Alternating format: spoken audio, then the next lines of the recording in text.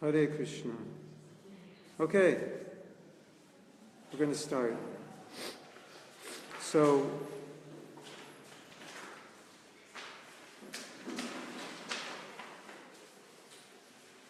we're going to start talking about integrity. And integrity has different meanings as it's applied, as we would apply it in Krishna consciousness. Maybe three aspects I want to focus on. Can we close that door? Because or better, if you close the doors to that room, they're working and they're having fun and making noise. Is that what you do when you're having fun? You make noise? Hare Krishna. So, three aspects. One aspect is that you keep your word. Whatever you say you're going to do, you do. In little things and big things. One aspect is that your life in public and your life in private is the same. So you're not pretending to be something in public that's different than what you are in private. That's the second definition. And the third definition is self-deception. One is you can deceive the public, pretending to be what you're not, to get some recognition. And the other is you deceive yourself. You don't even realize that you're... self-deception is more that you don't actually understand where you're at. You're not aware of your own motives. That's it. You're not aware of your motives. That's self-deception. And you may have the wrong motives and not aware that you have the wrong motives. So three things: being honest about your vows, being honest with yourself, and being honest with other people about your position. So we're going to talk about those. And Prabhupada talks a lot about this in relation to making vows. You make a promise, and then if you make it, then it's finished. You keep it.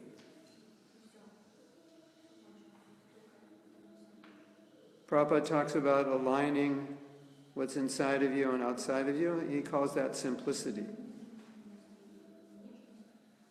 The simplicity as the opposite of duplicity, being something different. Being very nice or showing yourself as one thing, but being something different. And then Raghunath Das Goswami talks a lot about self-deception in his book Manasiksha. How the mind cheats us and we're not aware of it, or we're looking for some recognition. He calls that self-deception. We're not doing what is good for our Krishna consciousness, and we're not aware of it. Or we're aware of it and we don't stop it. I once was giving a workshop on humility, and I asked the devotees, think of some service you've done where your motives were mixed, where part of your motive was to be recognized for the service. Rather than just doing it to please Krishna, think of a time when you did something and at least part of your motive was recognition. And some devotees said, I can't think of any service I did that didn't have a motive to be recognized. Amazing. Huh? And some devotee said, everything I do, I think I have some motive to be recognized. So, self-deception would be not realizing that the motives are to garner some recognition from others and not admitting that. That would be a form of self-deception. To be motivated to not understand your own motivation, to not be disconnected from your own reality in pretending that you're more pure than you are. Or it could also be pretending you're more humble than you are. Either one is a miscalculation. Or falsely pretending to be humble when you're not humble. That's also kind of self-deception. Pretty common, right? Sometimes can it be that our intention in doing something is pure in the beginning, but in the process, then the habits and the anarthas become revealed to us? Yeah. And it's like, Your intent, you started out good. Yeah, that can always happen. You started out with the right intention. Well, see, the thing is, the cheating propensity is one of the 4 propensities. So when you come to ISKCON, you have the cheating propensity. So you may come to ISKCON and think, oh, this is a pure movement, I want to be pure. And in the process, your cheating propensity takes over, and you start pretending to be more pure than you are, or not recognizing your impurity. That's what happens. That's just a reality. We all have a cheating propensity. So, a propensity to not be straightforward in this or that can also enter devotional service. Then we're not straightforward about our own bhakti. Does that make sense? Uh-huh. Yeah. Now the thing is, this is a good question, because one of the things that you see is that sometimes when a person has a propensity, like let's say we all have a little bit of cheating propensity, but for many of us that cheating propensity is just, it's part of our conditioned nature, but it's not something really big, it's just a conditioned nature that we have in this world, and when we become devotees we can kind of control it. But if someone has a stronger tendency for cheating by nature, then the danger is that when they come into spiritual life, they'll utilize spiritual life as an excuse to manifest that propensity, and that propensity gets stronger. So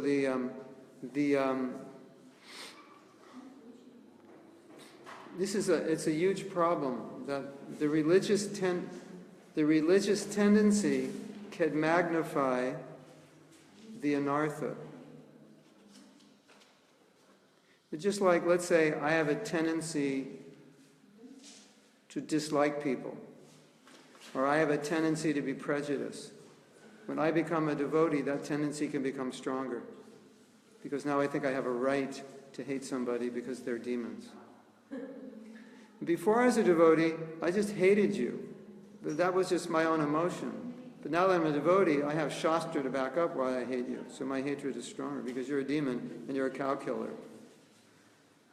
So I actually hate you more.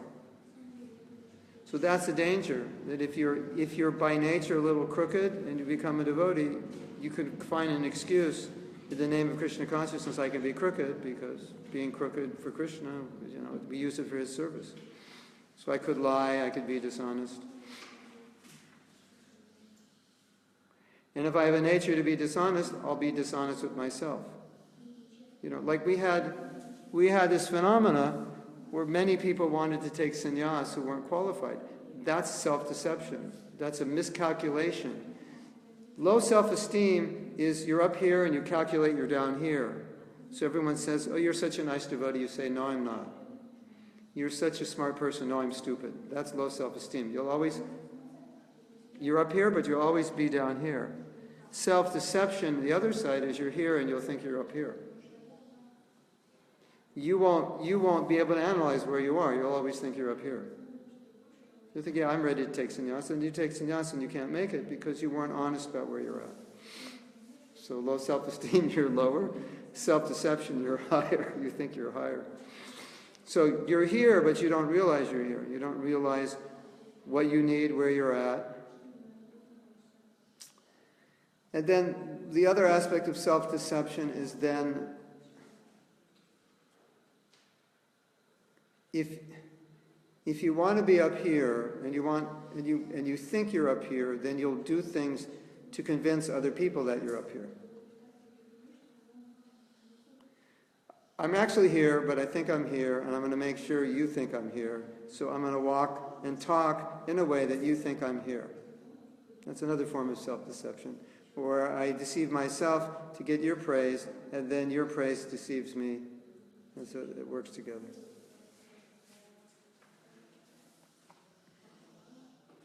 Does that make sense? It's kind of a mess, huh?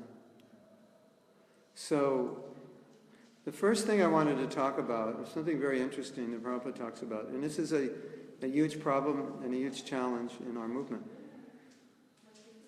What Prabhupada, you may know that Prabhupada said if you break your vows, you're a cat and a dog. And what Prabhupada meant, and those are hard words, and what Prabhupada meant was if you make a promise as a human being, the word vrata means choice.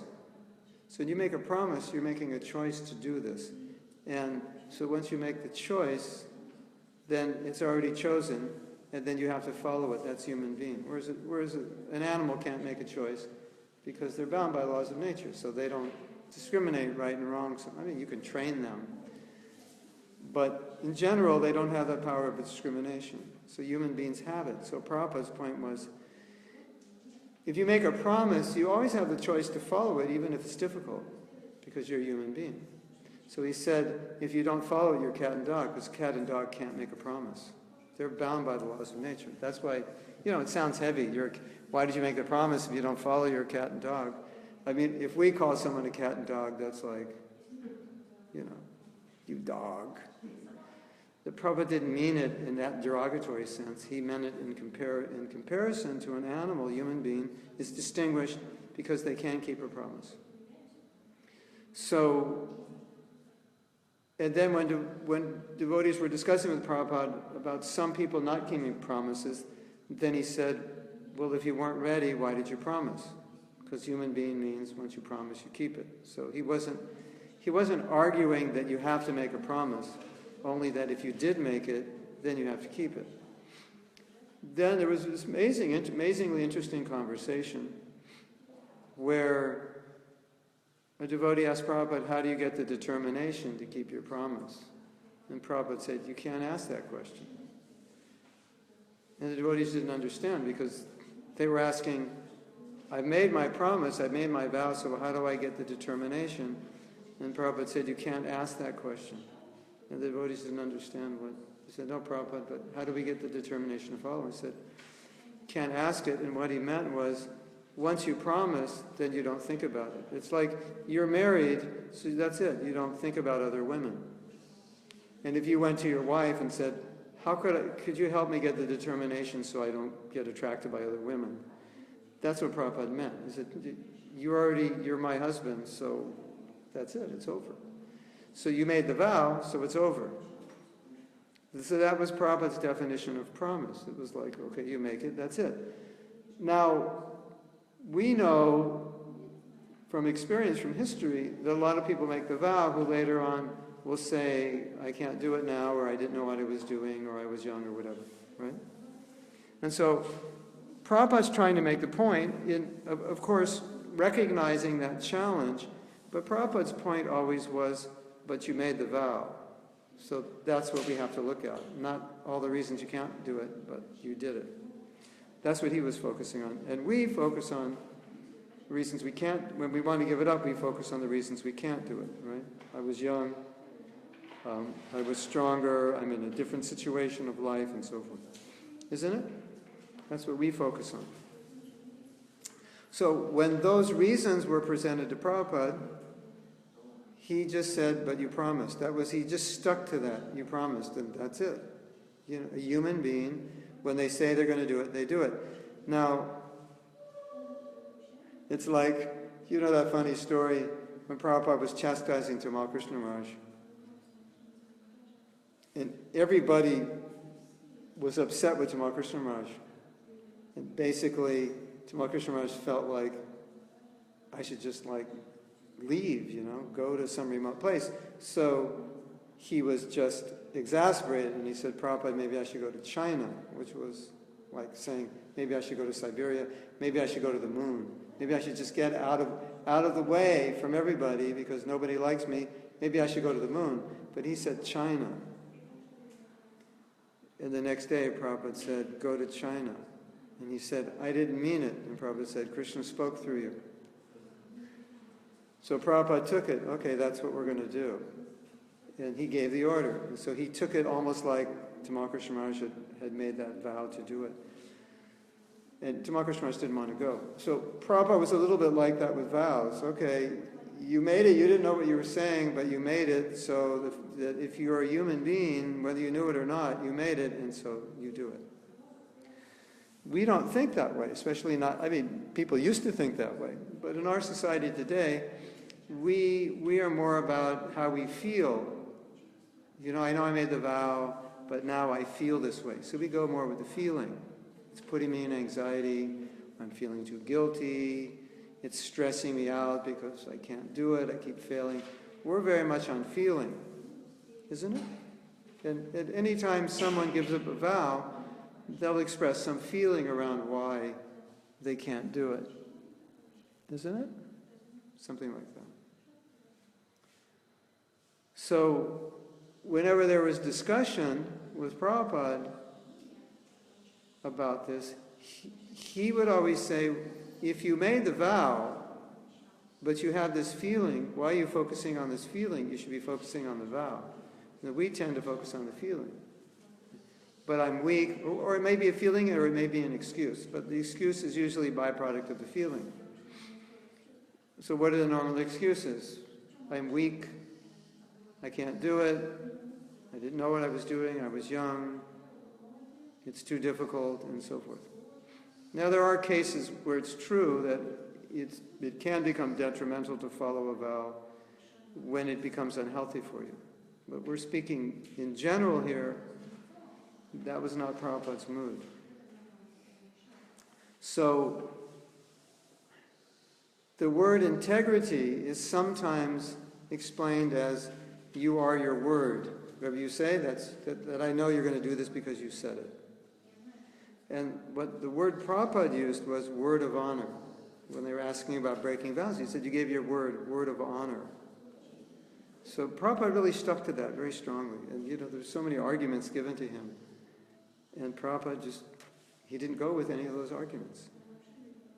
But Prabhupada, we're weak. So you're weak, but why do you give in to weakness? In other words, okay, you're weak, but you made a promise.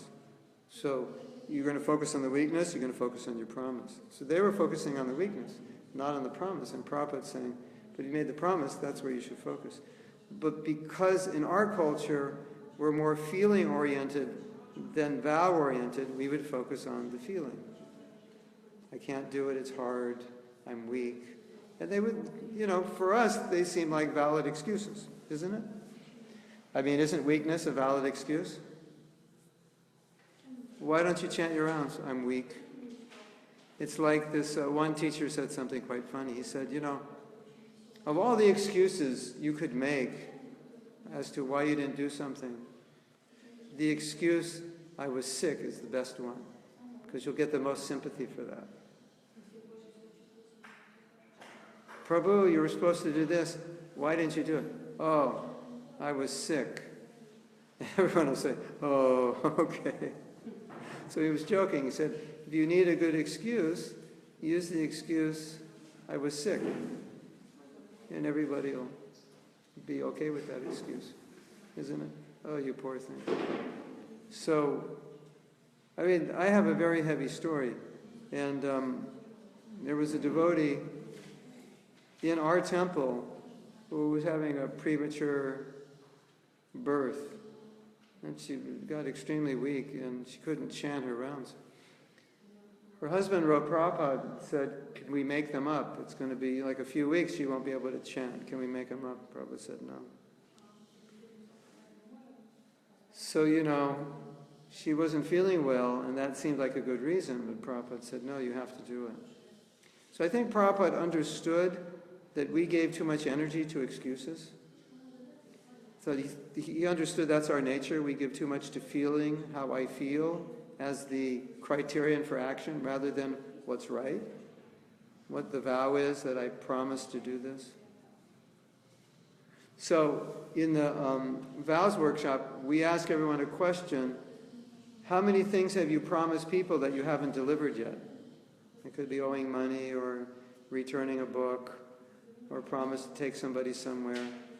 And people start making their list, and it's pretty embarrassing when you realize that we make a lot of promises, but we don't remember them, because we don't always take everything we say seriously. Okay, I'll be here at this time, or I'll be back, or when I get back, I'll call you. And then we call 2 days later, and we say, what do we say? I'm sorry. Now, there's a psychology about saying I'm sorry.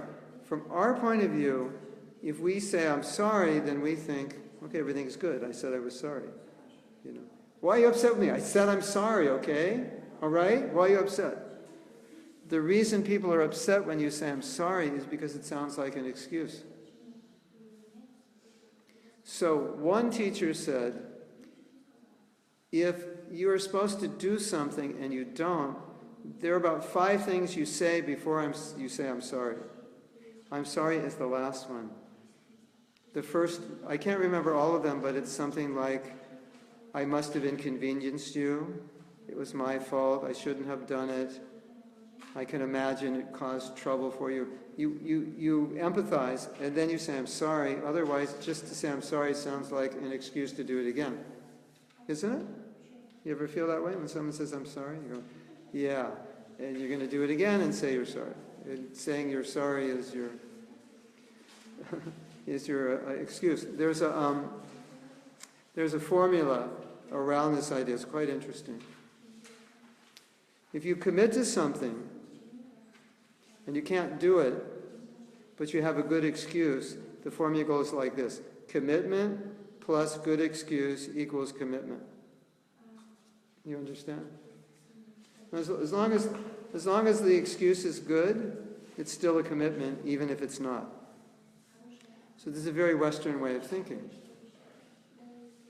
As long as my excuse is on a scale of 1 to 10, close to 10, then a commitment plus a good excuse equals commitment. Now, obviously sometimes there's forces of nature we can't control.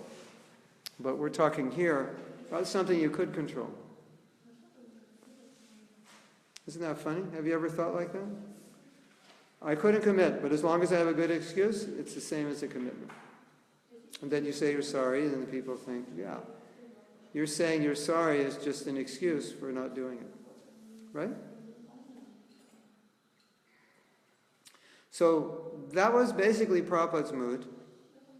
He used the word of honor. You've given your word. That's a human being. It's interesting, in the instructions of Bhishma Dev, when he's instructing Yudhisthira, he lists, I think, 10 qualities. You know those 10 qualities? 10 qualities of a human being when Bhishma's instructing Yudhisthira. I think, one of them is not to get angry, one of them is to forgive, and I'm pretty sure one is not to lie. And Mother Bhumi, as you may know, said, I can tolerate anything but a liar. Cheating is like, it's considered the lowest, right? Isn't it? Very low. What's the context of that story? You remember why? When the demigods went to, Bhuvi said that Krishna was, he couldn't take the weight of the sinful activities from all the demons in the planet because of the lives. Oh yeah. There were so many, yeah. So there was so much of a burden on the earth. And why was it, what was she said? What did she say? But I could bear anything but a liar? That's the heaviest burden? Yeah. And then Kali Yuga, what's the last leg? The last leg is truthfulness. So it's, now,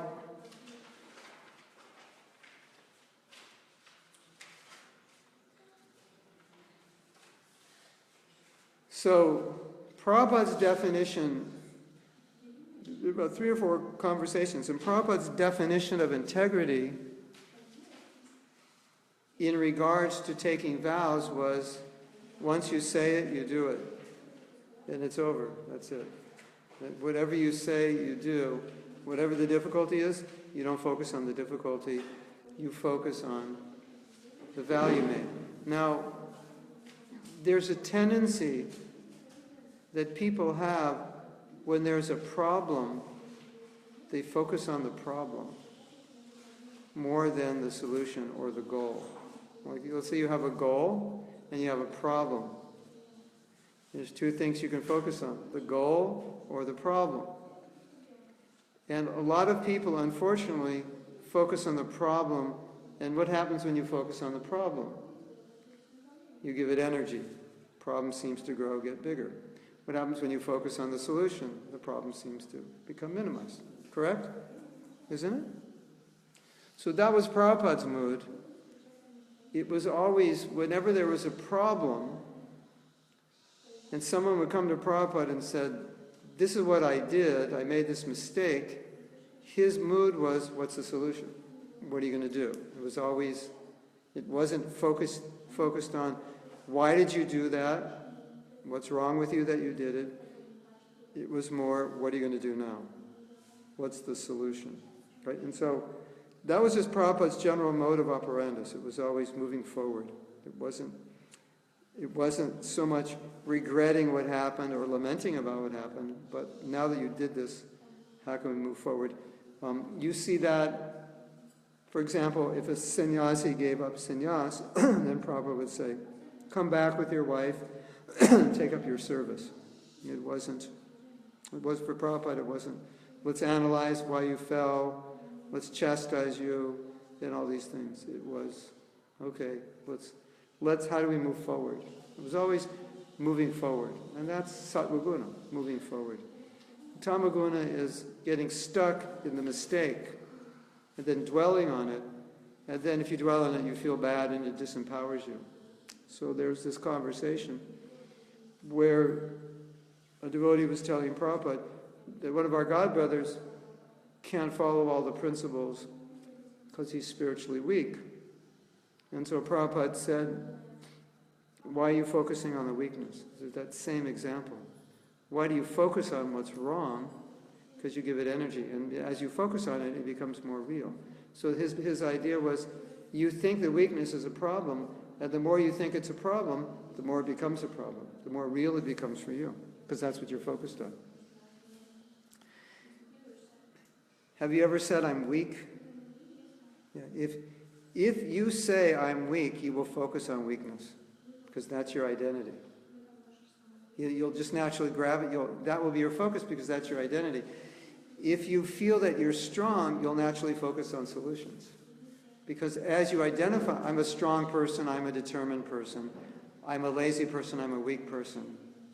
So your tendency to focus on a problem or a solution also is related to your identity, how you see yourself. Well, I'm not very serious.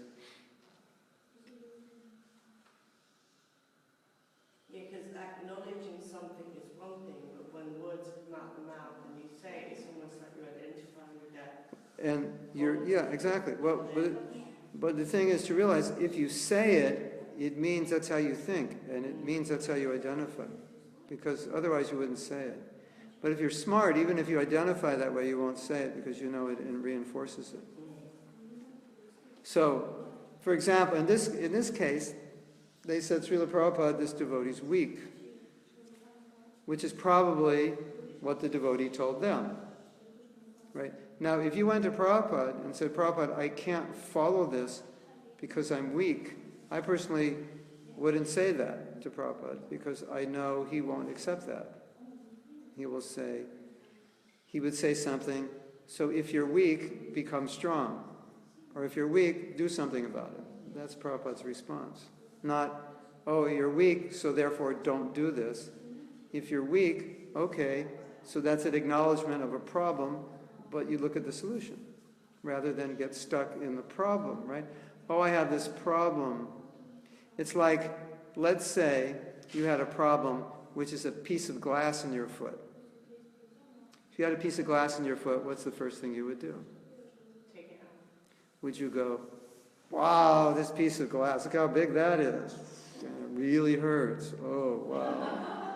I wonder if it's dirty. Oh, it really hurts, and you touch it. Ah. You wouldn't do that, would you? Would you do that? What would you do if you had glass in your foot? You would take it out. So that's Prabhupada's, that's the way he's dealing with problems. That we're going to Prabhupada and saying, I have this piece of glass in my foot, and we're sitting there screaming, and Prabhupada's saying, take it out. And we're saying, no, I can't. It hurts too much. I can't take it out. We're just focused on the pain. It's something that stupid. So Prabhupada's attitude was always, if you have a problem, why aren't you doing something about it? And our attitude often is, I have a problem, then I focus on it. And then it exasperates because I'm focused on it. I'm giving it energy. It's becoming bigger and more powerful because I think this problem is insurmountable. That's why I'm focused on it, isn't it?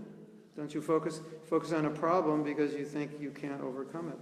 And you wouldn't focus on the solution because you don't think you could overcome it, so why focus on the solution? So then you get stuck on the problem.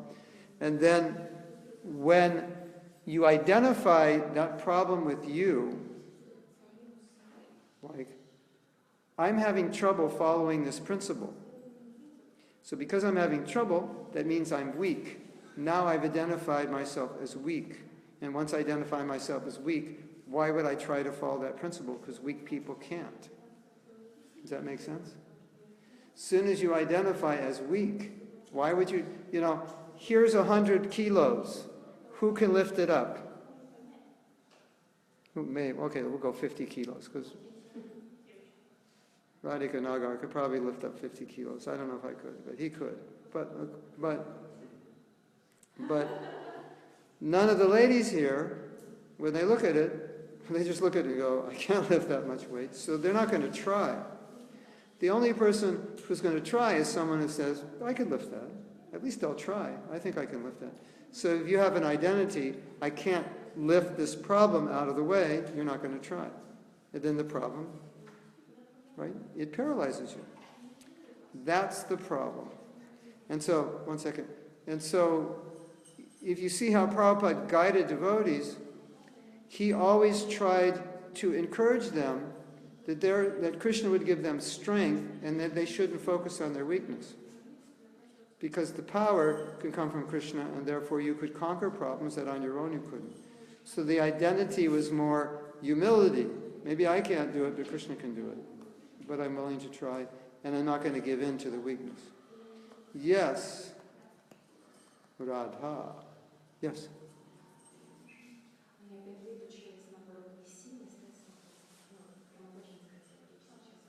Speaking about Mataji's body, Mataji, she was for 5 years trying to teach herself to become weak rather than use.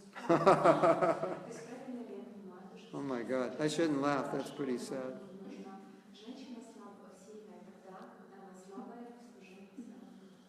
Because the lady is strong when she is weak in service to her Prabhu. What do you mean by weak? What's your definition? Humility, chastity. Humility is a strength. Humility is a power. Chastity is a power. None of those are weaknesses.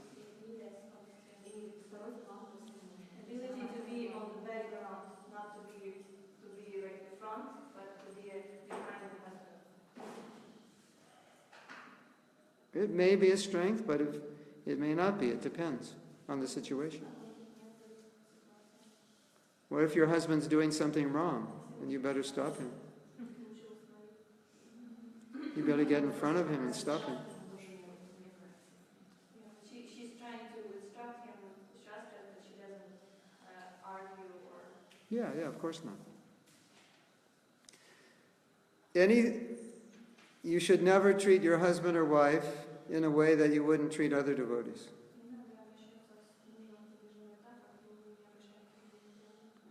She said she's trying to instruct him, but she's trying to be humble and gentle. But that's the way you should be with everybody.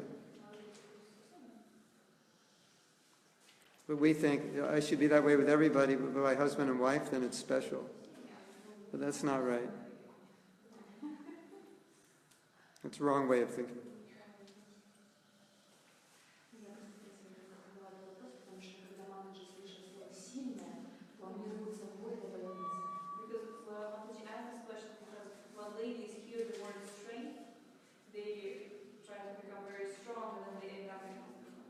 Well, it depends. It's like, let's say you're a soldier. You don't just go around the city shooting people because you're strong. You shoot the enemy. So here we're describing strength to overcome anarthas, not to control people. That's the context.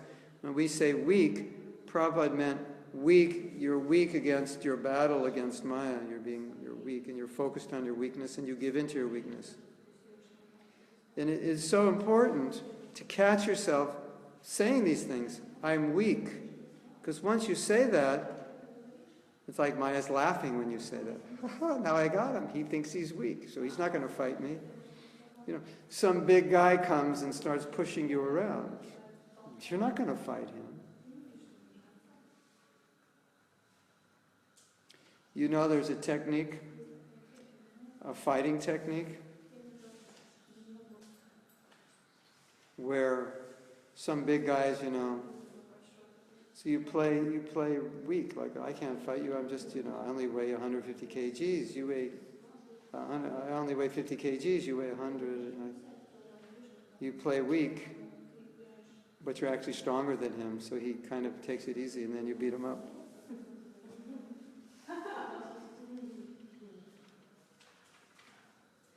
Did you know that?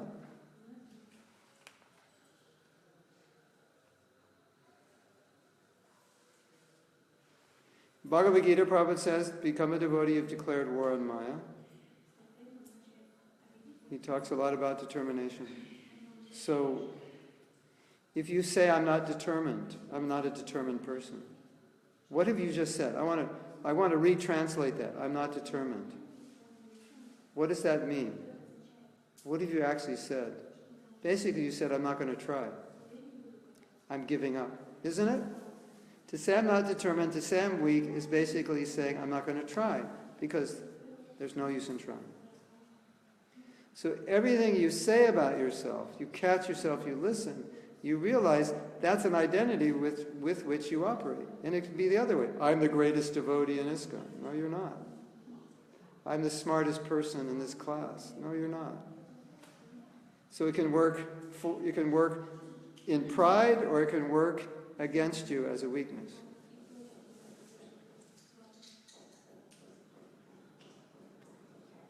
Now, there's another thing which is really interesting. This Brahmin from Avanti Desh, he said, Aham tarisyami duranta tamo. I'm going to get out of Maya. I'm going to do it. I'm going to cross the ocean of material existence. That was his determination. I'm going to do it. And then, if one of us said that, we'd all be speaking behind your back saying, so puffed up. Did you hear what she just said? She said, I'm getting out of Maya. Nothing's going to stop me.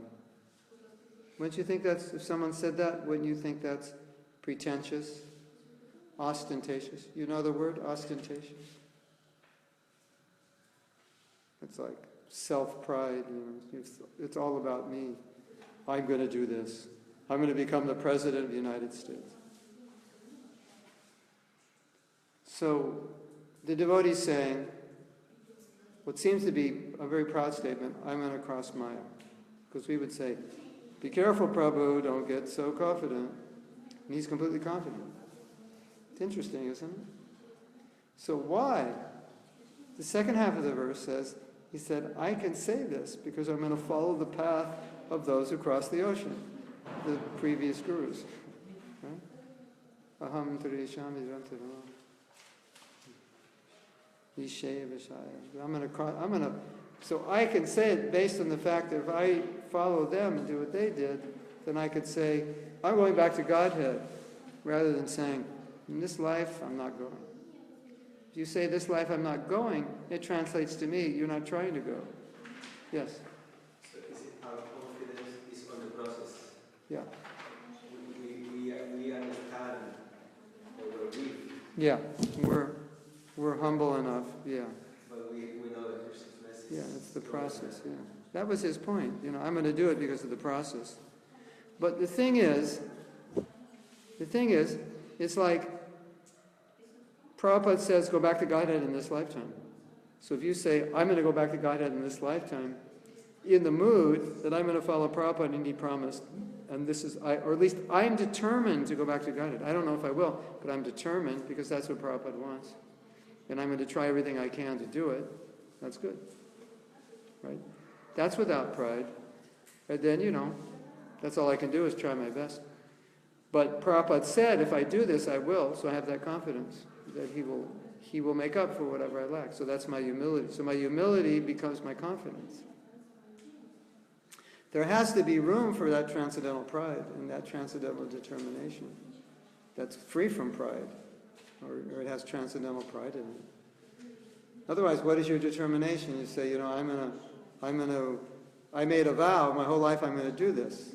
Well, that's what you vowed to do. So to say you're going to do it is good. It's not pride, it's just your dedication. You're saying it out of devotion to your spiritual master, that I promise to do this, I'm going to do it. And you're basically committing to yourself, and you're committing to all the devotees, committing to your guru and the deities. So I think, the thing is, what's so interesting about this is that you can say that totally free from any pride, isn't it? I'm going to do this. It's just pure bhakti, it's just pure service, devotion. I feel it's my duty to Prabhupada. So out of my duty to him, my devotion, I'm making this vow, I'm going to do this. And then the point is that even the most humble thing can be a source of pride for you. Even if you try to take a humble position and think in a humble way. But that can turn into pride if that's your nature. Because you become proud that you're becoming humble. Or you become proud that you're not proud. Isn't it? Like anything can turn into pride.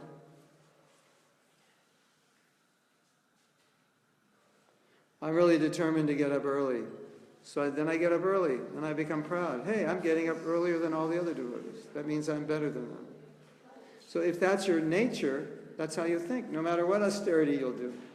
Then you fast on Ekadasi, but it's your nature to become proud, and you'll think, all these devotees should be fasting. Why aren't they fasting? What's wrong with them? Then the whole Ekadasi you'll spend criticizing devotees who aren't fasting. Because that's your nature. You're proud. And so even if you do the right thing, it turns into pride. And if you're not proud, even if you do the wrong thing, it never turns into pride. It's you yell at somebody, but it's total humility. It's out of your defending Krishna. Isn't it?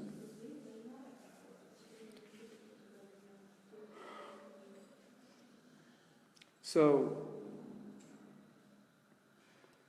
what Prabhupada was dealing with this concept of word of honor, this concept of integrity,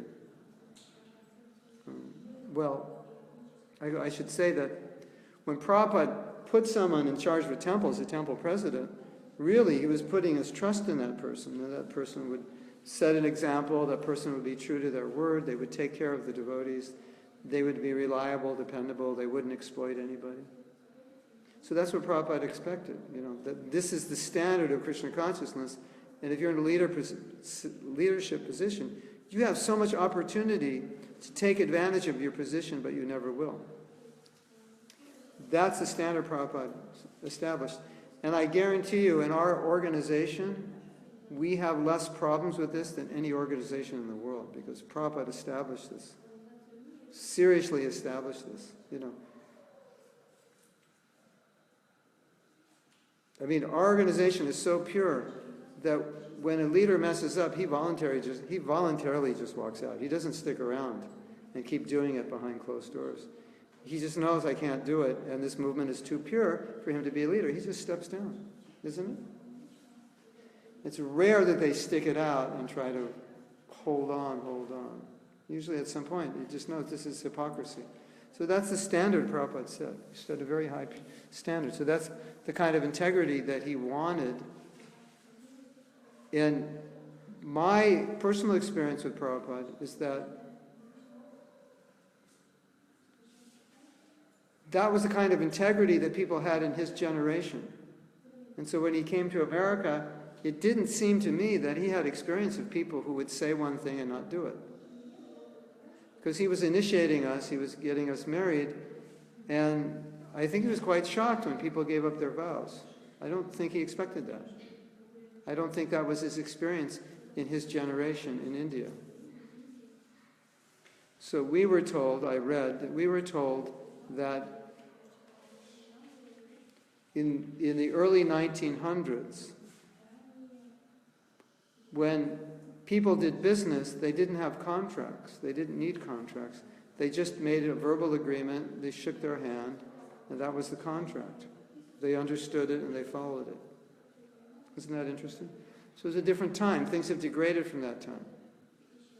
No contracts. Just, okay, this is the price, you pay me every month, this, shake the hand, and it's finished. Isn't that amazing? No contract. Just a handshake. We agree. So I think Prabhupada came from a culture like that, and when he came to America, he expected that if we made a vow of marriage, for better or for worse, we would keep it. We made initiation vows, we would keep it. We made vows to be temple president, we would keep it. I was temple president when I was a young devotee, and I didn't want to do it. It was really difficult, and I really wanted to get out of it. And I was trying to find ways to get out of it without having to say, I quit. Trying to, create situations where maybe it's better I do this service over here. Maybe so-and-so could, not that I quit, because I understood that is 100% against what Prabhupada wanted. That once you take a position, he just wanted you to keep it. Like you take this position, then you keep it no matter how difficult it is. That was Prabhupada's mood. So, as Westerners, our mood was, I don't feel this, I don't feel that. I don't feel like it. That's our mood. And the devotee went to Prabhupada and said, I'm so discouraged the way the devotees are treating me that I quit. And then Prabhupada said, you don't have a right to quit. The only person who has a right to quit is me. Because no one has been up against what I've been up against. So if you want to act on feelings, I'm the only one that has a right, and I'm not going to quit. You don't have a right to quit. You haven't been through a 10th or a 100th of what I've been through.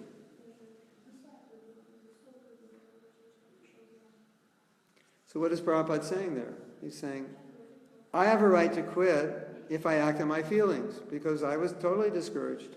There were so many difficulties. You don't have a right.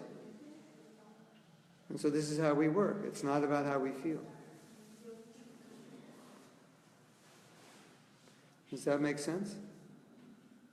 So that was why Prabhupada was so heavy. I mean, he was setting this very high standard of integrity, that once you say it, you do it. That's it. It's just forget it. Forget not doing it. You said it, and that's it. How many of us act that way? In ISKCON, what's the standard of integrity on a scale of 1 to 10 of the average devotee? 5, 6, 4, 7. How many times do we say we're going to do something we forget? We promise someone, we don't do it. We say, I'll meet you there at this time, we're not there. It's very common. Our generation doesn't have that high standard. Prabhupada would leave on a morning walk every day at the same time. Exactly. And X Prabhu were supposed to be there. He wouldn't wait. It's time to go, he'd just go. That's the time he goes. That's it. It's a nice standard. You're coming, this is when we're leaving. You're not there, we go. And the amazing thing is that every day he would come back to the temple to greet the deities. Always on time. No matter where he went walking, no matter what. Somehow he was always aware of the time, and he would always end up back there on time. It wasn't like he was making us wait or making the deities wait.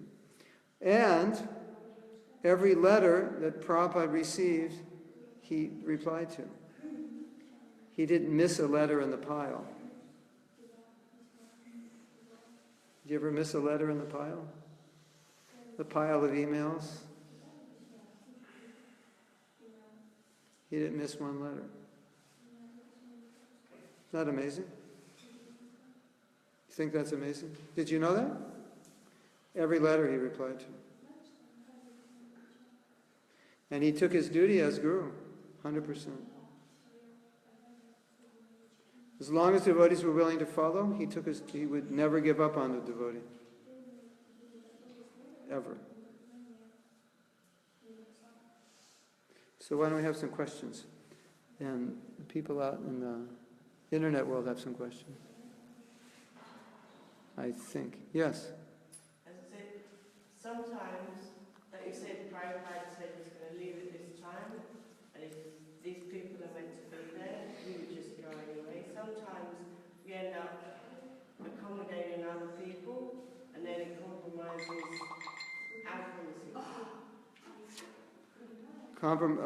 accommodating other people? For example, and then what? Well, if, for example, Prabhupada, if he said, I'm leaving at 6 o'clock, we'll leave at 6 o'clock. Yeah. Maybe we'll make you be leaving at 6 o'clock, but if someone else is meant to be there, we wait around. So it's a fine line where you're still, it's where it keeps it on the level of diligence within yourself rather than going into any negative emotions towards the people you're waiting for. Well, I would say, as you know, in ordinary everyday dealings with people you deal with all the time, it would be kind of weird, you know. If your daughter comes back 3 minutes late, sorry, no breakfast. You know. But if you're doing something and it's punctual, like we're taking a Ganga ride, and you just make everybody know the boat leaves at this time. If you're not there, even if you paid, you know, we're going to be gone. So that, you know, when you have to make it known, you make it known. But if you're a manager, I'll tell you a funny story. This is like a classic story. So, generally in ISKCON, we're not always that punctual. Have you noticed that? Yeah. So I was used to that. You know, devotee would say meeting starts at 2. It could start at 3, it could start at 2:30, it could be canceled. You know, I was working with the devotee. That was kind of his mode, you know, where you'd show up at 2 and you'd sit around and he'd be talking to somebody for a half hour. So that's kind of what I was used to. And then another devotee came, and he was now the co-GBC, and so he said, I'll meet you at noon. It's about 5 to noon. I was walking by his room. In his room, there was a glass door, and I had to walk by his room to go to the bathroom. So I saw he was taking rest. So I thought, he's taking rest. I'm not going to come at noon. I don't want to wake him up. Right? So I figure, okay, you know, at least give him 5 more minutes, whatever. So I came at 12:05, and he said, why are you late? I was waiting. I said, because I saw you resting at 5 to 12. He says, I was up and ready for you. So now I knew, when dealing with him, when he says noon, he means noon. So that was his personal, that's the way he operated. And so by doing that, you know when you deal with him. And the other devotee, when he says noon, it's like, you don't really worry about it because he doesn't worry about it either. So that's the problem. You set standards by your behavior. But I think the problem is if we don't establish some standard, then how can anybody take us serious? Because you don't even follow your own standard. So that's something to consider. There's another story. This is a great story. I really like this one. I was in, we're doing a Japa workshop, and it was in conjunction with a youth tour. So I had parked my van in a spot where the kitchen devotees needed to park to unload groceries and stuff. So I was giving the course, I couldn't move it. So I think Purva came and got the key and set out and gave it to this devotee. And then I told the devotee, make sure as soon as you move my van, give me the key back. And I think Purva was there. So he moved the van. An hour went by, 2 hours went by. The session ended. I had to go home, take a break. And I didn't have the keys. And Apurva, and I told Apurva, because Apurva was working in the kitchen, and this devotee was working in the kitchen. I said, he didn't give me the keys back, and I told him to give me the keys as soon as he got here. And Apurva had done some courses in integrity. And he said, if that person had taken a course in integrity, he would have given you the keys back immediately. But so many of us, we act outside of integrity because we're not used to it. It's not the way our culture is. This generation is just kind of more how you feel. So that made an impression on me. I really like that. So, if we actually take courses in integrity and understand the importance of it and commit to it, then he would have, when I said I need the key back, it would have just immediately clicked in his head, I have to give the key back, because that's the way I operate. And so we can all improve in that area. Yes? Another realization I had is that if we don't have integrity with the little things, it may create a habit and we won't have them with the big things. So it's you get used to doing something with the small things. Well, it's okay, I didn't do this. Then take the big things, and that'll become okay. You'll take it lightly. Does that make sense? So it's like anything you practice on the little things, it can't influence the big things. Okay. I think we have a question. What is wrong about wanting to be recognized? Depends why you want to be recognized. What do you want to be recognized for? There's a difference between acknowledged and recognized. So if you mean acknowledged, you want to know that what you've done is right, that's acknowledged, and there's nothing wrong. Recognized is a human need. Everybody wants it. But if you're serving Krishna to be recognized, that's an impurity. You should serve Krishna to please him.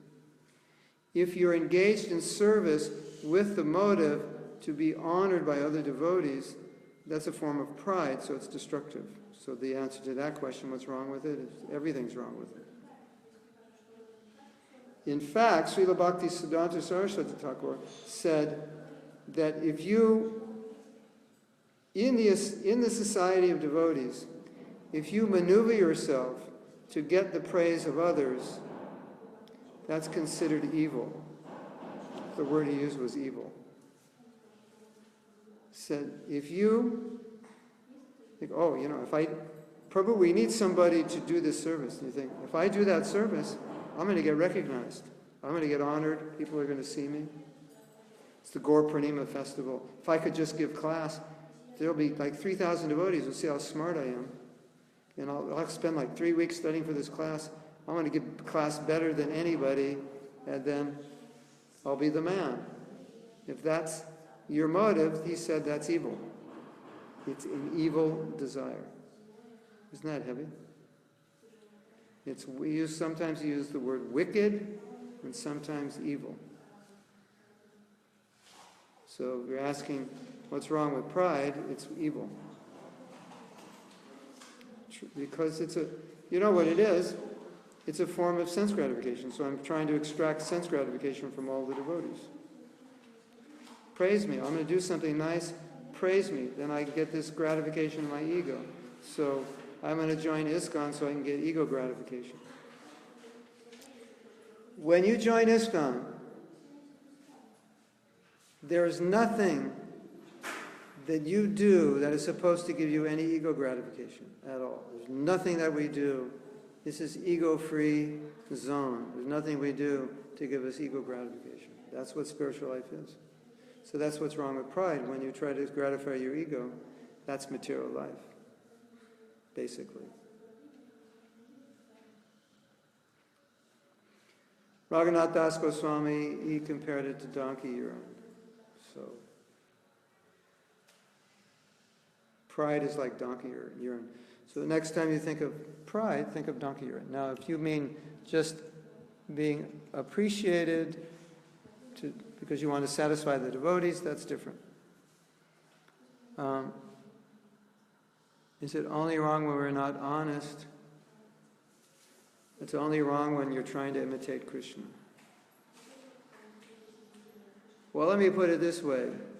Go through the Bhagavatam, and every time a devotee becomes proud, what does Krishna do?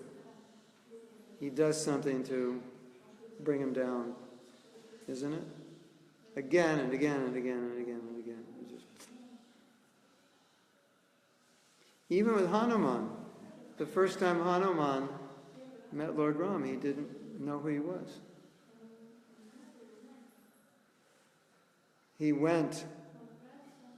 Lord Ram was there with Lakshman, and they were in the forest of the Vanaras, the monkeys. And so Sugriva sent Hanuman, said, go see who that is. So it was like an enemy, a spy. You know, they were thinking this is like Bali's spy who's come to kill us. So he was coming with this mentality of, who is this person? Maybe he's going to kill us. So he said, who are you? He said, I am Lord Ram. I am Lord Ram. This is my brother, Lakshman. And then Hanuman bowed down and said, my Lord, I've been hearing about you ever since I was young. How is it that I didn't recognize you? He said, because you came with a crooked mentality. You came with a mentality that who is this person infiltrating on our property? So you couldn't know me. So when you have mentality like that, then Krishna he doesn't like it. And read the Bhagavatam. Anytime a devotee becomes proud, Krishna takes care of him. He does something to. Have you had that experience? Krishna does something to expose your pride. I personally think, better not get pride, then Krishna doesn't have to embarrass you. But when we become proud, Krishna will tend to embarrass us at some point. Isn't it? So just don't be proud. You don't have to worry about being embarrassed. Hare Krishna. Yeah. Yes? Integrity. We find sometimes that devotees, the philosophy that, sometimes, we take vows and it's difficult to follow them. Yeah. And you may need to... I'll just repeat. We take vows and it's difficult to follow. Yes. There's a time in life when you have a need that you cannot follow them. And if you don't, if you follow them, because there comes a time in life where you can't follow them, and if you follow them, it's going to create problems. You may end up in a worse situation. Yeah, you may become worse. You actually... Yeah. So where does integrity fall? So how do you deal with that situation where you come to a point where following them is going to be worse? Not following them is going to be worse than not following. Right? I can give two answers. One I think Prabhupada would give, and this sounds funny, and one I would give, because then he'll say, why would you give an answer Prabhupada didn't? No, Prabhupada, the general answer Prabhupada would give is just what I said, because that's a principle that he would want to stick to. If there's a situation where it's detrimental, well, let's say, for example, a woman's being physically, verbally, or sexually abused in a marriage relationship, then in that case, if it was becoming destructive for her or her family or her children, then separating, breaking that vow that I'll stay with my husband my entire life would be the best thing for her safety. Sometimes devotees who vow to chant 16 rounds can't, and it produces tremendous amounts of anxiety. So if they can do 8 or something, they do that, they're in a more positive frame of mind. The principle, the way I see it, and this is the best advice I could give, if that's the actual case and you have to make an adjustment, the principle is to work your way back up. Don't say that the adjustment, don't rationalize the adjustment, but take it as a failure on your part, and that, but in the present situation, this will be the best thing for me, although it's not the standard, and that at some point in my life I will work to come back to that standard. Then it's at least... So would you say that you have a lesser level of integrity, but you still have something? Yeah. I mean, in some cases it is valid that, I'm thinking of the example that Mr. Bori here in my when he went to Navadvip with the prostitutes, and then when Prabhupada found out, he said, well, you have such a beautiful wife. yeah. So he did try to keep his integrity, and then he ended up, doing something much worse. Yeah. He's saying that a devotee went to a prostitute, and when Prabhupada found out, he said, well, why'd you do that? You're married. You have your own wife. So, if you want to give a broad definition of no illicit sex, that's the broad definition. You keep it in marriage. So in that sense, you could say he was following, just maybe a lower standard of it. I was thinking more in terms of, Yeah, I got your point. I mean, that when you took it, it's as relevant as my question was. yeah, that's the general. Illicit sex means no sex outside of marriage, which obviously would include prostitutes. So if you're married, if it's do it in marriage or do it outside of marriage, do it in marriage. At least it's not sinful per se. And it doesn't contaminate society. If you want to chant Shuddhanam, then you have to be celibate in marriage. That's just what you have to come to. So if you can't come to it yet, but you understand, I have to come to it. And I'm going to try to come to it, and until I can completely control it, then I'll have to maybe suffer in some way, spiritually, but this is my goal. And some people suffer psychologically because they're failing. 16 rounds, I'm chanting 8 rounds, that means I'm failing. If they talk to their guru and the guru says, okay, chant 8 and gradually build up over the next few years, then when they chant 8, they're not failing anymore. So it's a positive psychology. The same 8 now is success, before the same 8 was failure. So sometimes we have to adjust that way.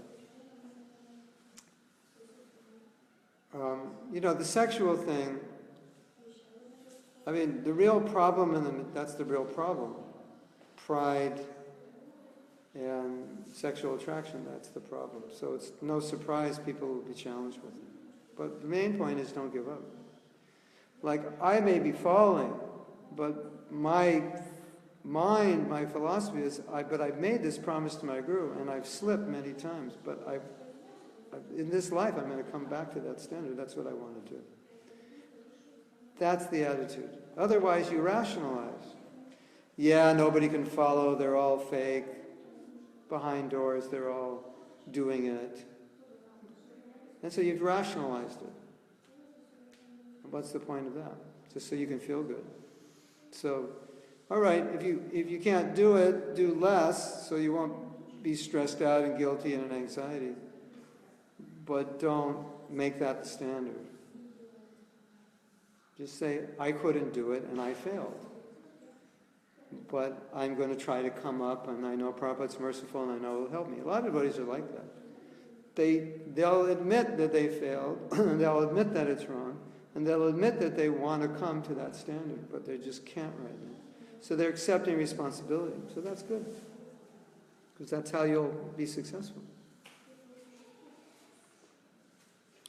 It's kind of, it's a mixture of unhealthy and healthy psychology, because the unhealthy part is to rationalize it. The healthy part is to understand your shortcoming and be able to at least exist in a somewhat sane and happy way while you're trying to improve, rather than degrading yourself and beating yourself up, because that would be counterproductive. So it's kind of like the art of how to be remorseful without handicapping yourself. Handicapping yourself. You know, so it's like a balance, you know. Okay, I've done the wrong thing, but if I lament too much, then I can never get myself up, because that'll hold me down. So I've done the wrong thing, I accept it, and then I can work. Someone had a question? Yes. The tendency can be that if there is some difficulty in whatever area, then to actually criticize someone else as a look at what they're doing, and like as a Yeah. a lot of people Yeah. find fault with someone else to make them feel okay, instead of Yeah. understanding and acknowledging where they're at, but keeping the standard. Well, that's another form of self-deception. Also. Yeah, well, another aspect of that is, like I was saying, well, why don't you follow this? Well, he doesn't follow it. It's because he doesn't follow it, I'm justified in not following it. So, what's the point? There's no point. You know, it's like, if you're failing, why would you want to justify the failure? Because by justifying the failure, you can't improve. Right? You understand? Like, I'm failing for this reason, but if I justify that reason, then I'll continue to fail. So why would I want to justify the reason that I'm failing? Whereas if I say, I'm failing because it's my fault, then I can correct it. If I justify it, then there's nothing to correct. I'm just a product of circumstance.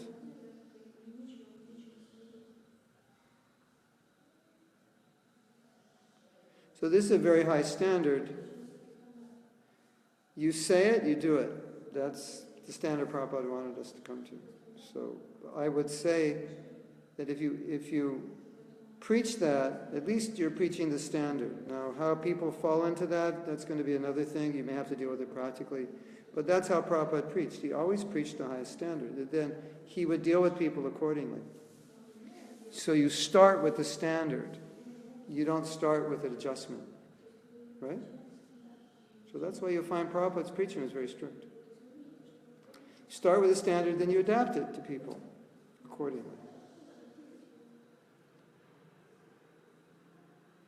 All right, I didn't chant my rounds. Okay, make it up the next day. Chant 64 on Ekadasi, make up all, 64 days, you only chanted 15 rounds. Something like that.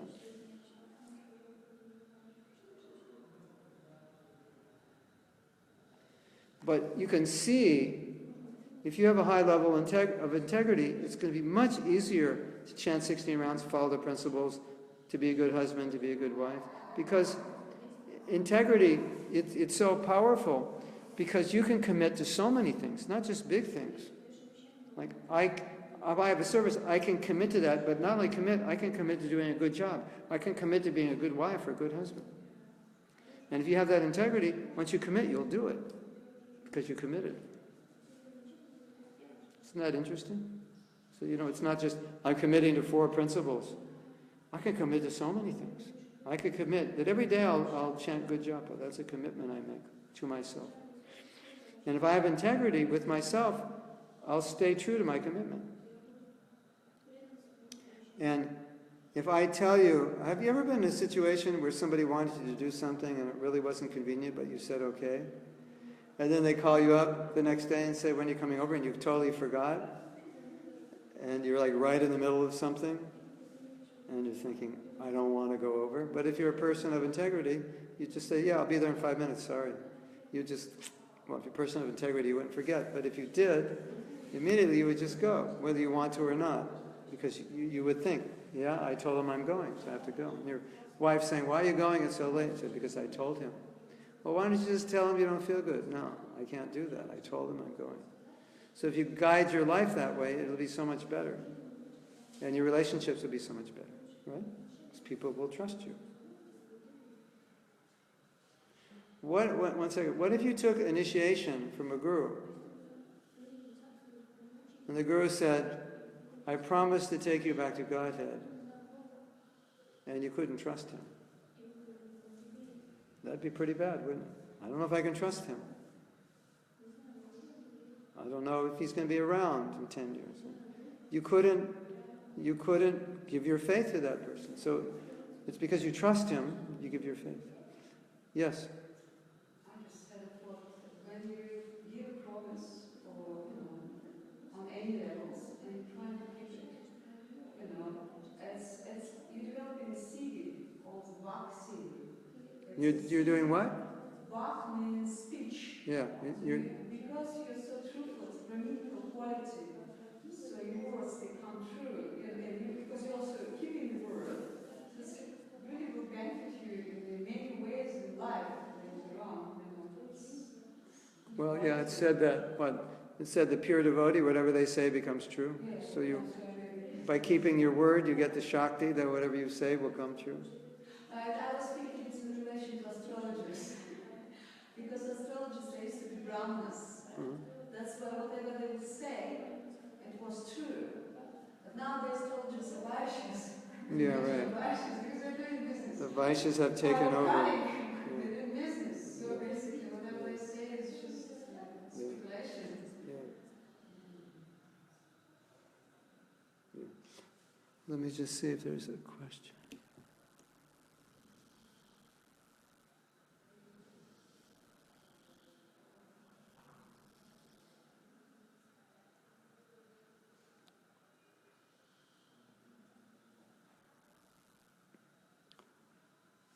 Moksha Rupa says, I have a question. Should we try to be so compromised with positions, even if some of them are not our nature, making the effort because we know it's for a higher cause?